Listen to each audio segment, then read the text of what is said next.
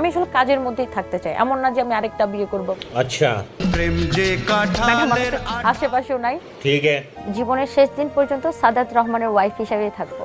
अच्छा বাঙালির সন্দেহ কখনো ভুল হয় না। ভাইরে ভাই, টনি আপু পেয়ে গেল নতুন জামাই। এটার কোনো রিপ্লেসমেন্ট নাই। আমার হাজবেন্ডের জায়গাটা কেউ আমার জীবনে নিক, এটা আমি চাই না। কি নতুন জামাই পছন্দ হইছে? দেখা যাচ্ছে তালুর মধ্যে চুল নাই, চুল পাইকা গেছে। দেখেন, আমাদের টনি আপু কিন্তু প্রথম দিকে একটু ইমোশনাল ছিল, বিয়ে করবে না ভাব, বিকজ আমি আমার জীবনটা কারো হাতে তুলে দিতে চাই না। কিন্তু পরবর্তীতে কিন্তু নিজেই উনি বেশ কয়েকবার প্রেম করছেন এরকম ইঙ্গিত দেন, আপনারাই বুঝতে পারেন নাই। আমি এখনো প্রেমিকা। যাই হোক, টনি আপুর নতুন জীবনের জন্য অনেক অনেক শুভকামনা। তবে এখন দুষ্টু বালকেরা কিন্তু তার নতুন জামাইকে দাদা, খালু, চাচা এসব বলে আর পচাইতে পারবে না।